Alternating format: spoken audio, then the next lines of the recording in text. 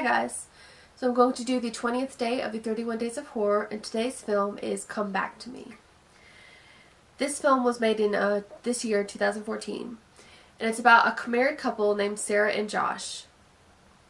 Sarah is working on her, finishing up her degree, like a higher degree, doctorate or master's, and Josh works at a gambling, like at a casino place. Their relationship isn't the best at the moment because Sarah wants to start having children and Josh doesn't. But what Josh is not telling Sarah and didn't tell her before they got married was that he's sterile. So that little subplot's going on.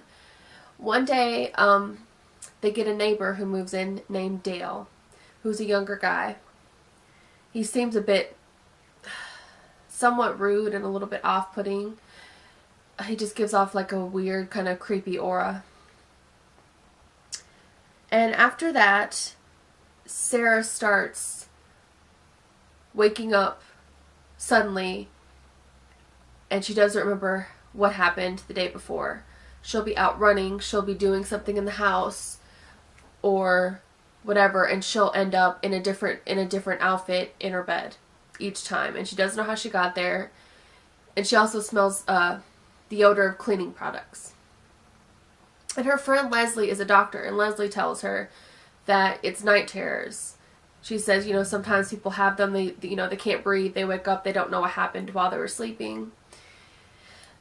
And her friend Leslie is pregnant, and she's not sure who the father is. That's kind of a weird subplot there, but so Sarah keeps having this weird, she wakes up and doesn't remember how she got there. And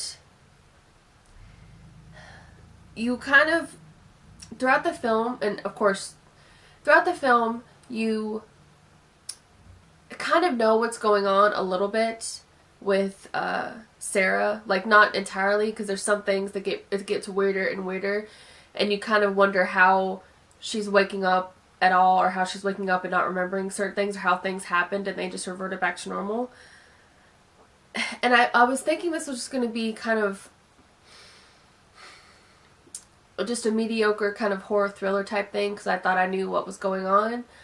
But toward the end, there's a lot of twists that happen, things that I didn't see coming or expect, and it made the film a lot better. Like, the ending of this film was just something that completely shocked me. And I'm usually pretty good about guessing endings, but I did not guess this ending. And the ending alone is enough reason to watch this film, because it's pretty great. It's a pretty great ending. And I'm torn with this film because although I really like some of the twists at the end, I felt overall certain parts of it were predictable. And some of the acting, especially the main lead actress who played Sarah, her acting was just kind of inconsistent throughout the movie. Like, she did okay most of the time, but when it came to getting upset or screaming or something, I just felt her acting was really bad at those parts, really forced.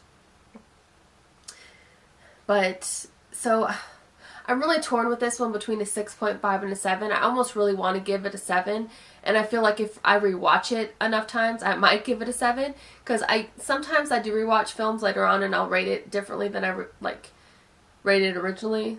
I tend to do that sometimes. Right now it's a 6.5. It's so close to a 7 because the ending is just awesome.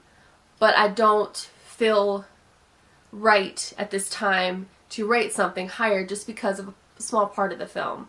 If the whole film itself isn't coherent and consistently good, I just don't feel giving it something because, oh, it has really good gore, oh, it has a good twist, or this part was cool. Like, I just don't feel right about doing that. But I would recommend watching it even though I didn't quite give it a 7, because the ending is just really awesome. And if you look it up anywhere, people are going to say, oh my gosh, the ending, and it's true. It's probably one of the best endings I've seen in a long time in any horror movie. So that was my review of the film Come Back to Me. And as always, thank you so much for watching. Bye.